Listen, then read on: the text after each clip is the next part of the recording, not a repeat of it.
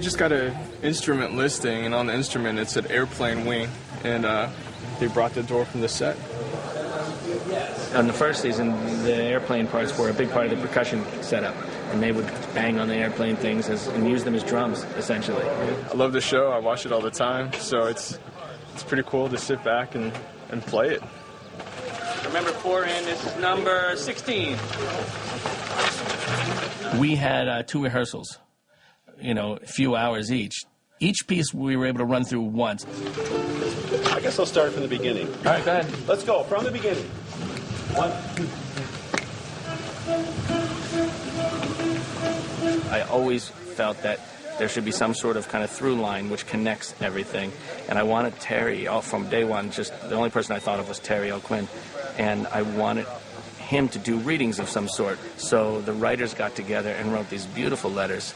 The conceit is that he walks on with a bottle, and it's filled with letters. You can pull the top one out, and then this can just stay there the whole time. They'll explain and detail the emotions and the goings-on of people on the island. And with Terry reading it, you can't go wrong, because, come on, the guy's got the greatest voice ever, Dear Joanna, I remember asking you once, if you were stuck on a deserted island, what would you take with you? It's been driving me mad thinking about all the things I wish I had, so I got up today and decided to think of all the things I'm glad I left behind. I don't miss money, or traffic, or email. We wanted the symphony to feel like truly you were immersed in the world of Lost in every way. So from having the hatch open and the smoke come out, or we had torches to represent the others as they ran through the jungle with the flames. We wanted to honor the Hawaiian culture as well, who's so incredibly supportive and immersed into our show and our music. So we brought actual local players in with a ukulele player to bring out different parts of the Hawaiian culture. I think it should just be ukulele. Hey, Tim, I think that when the uke starts, it should be just the ukulele. Okay. Not both. So you have the guitar on the faster stuff. The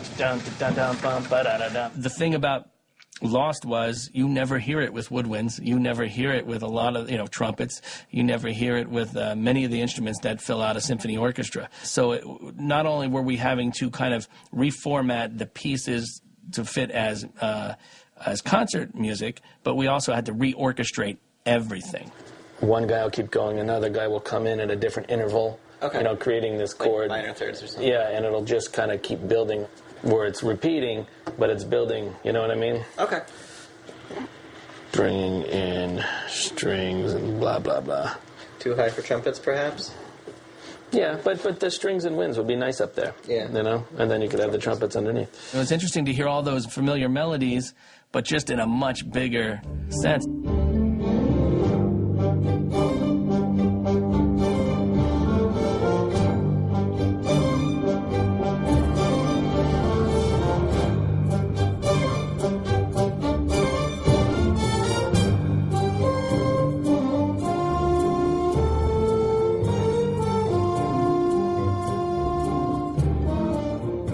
It was fun. I think it was cool because I loved recognizing it and figuring out. I was like, oh yeah, dun dun dun dun dun dun. It's like marching.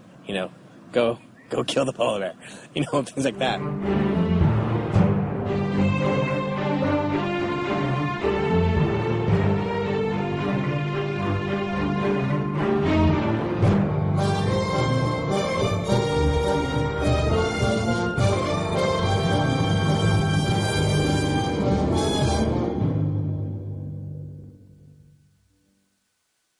The thing that I couldn't have counted on or didn't think about in the beginning was how many themes there would be in the show.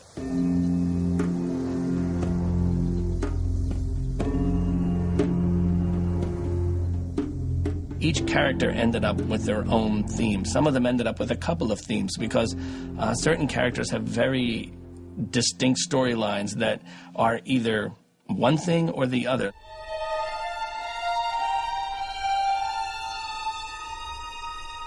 Some of the favorite stuff that I love working with again and again is Hurley's music, because it's such a nice contrast from what the show normally is. Hurley's episodes have a little bit of lightheartedness, and yet there's also this deep sadness. So he's got about 3 different themes. 16 and 23 He kind of has his numbers theme, which is about dealing with the fact that he won the lottery. And then he has this awkward theme, which is him kind of, you know, this dum bum bum bum bum bum bum bum bum.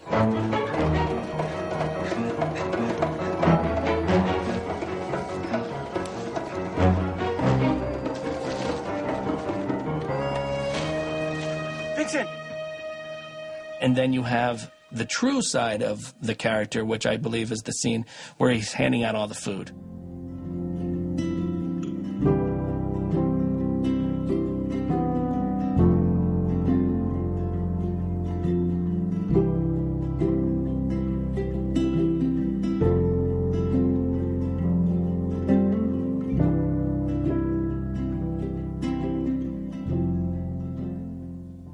The Jin and Sun music has always been fun to do because they have this kind of, you know, epic love story.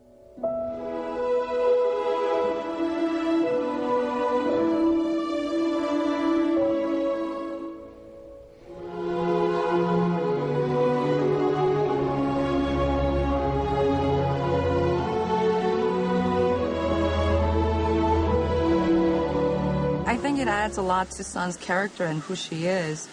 Whenever we do our episode of Sun and Jin, I make an immediate connection to the music. The others have this simplistic thing, this low kind of boom, boom, where all the string instruments are just plucking their lowest strings, and then you just wait. There's this uncomfortable silence, and then boom, again, you know? Because again, when they first came in, I was like, I had no clue who these people were.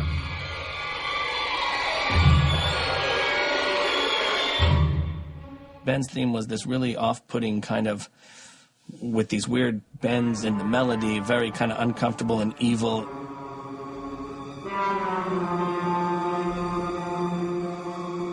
And yet, when we got to the episode that he ended up killing his father, you felt for him because you kind of knew what he went through as a kid. So I was able to turn that kind of evil music into something much more emotional and kind of give you the true side of this character for a moment.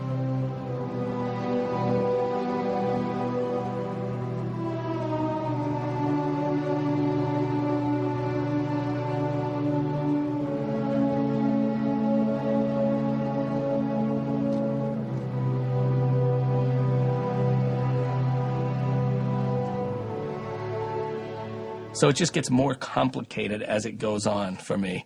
And you almost need charts to kind of keep track of it all. It's all relative. Which one was this? Saeed. You just don't know where these things go or what they grow into. When Jack gives his speech about how they all need to stick together, and I wrote this piece of music which eventually became the life and death theme. If we can't live together, we're going to die alone.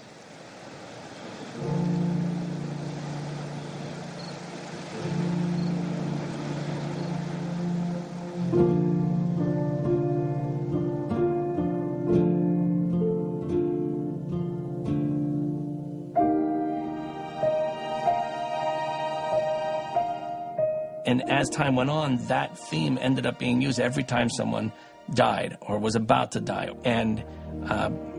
And it evolved out of that scene, out of his speech.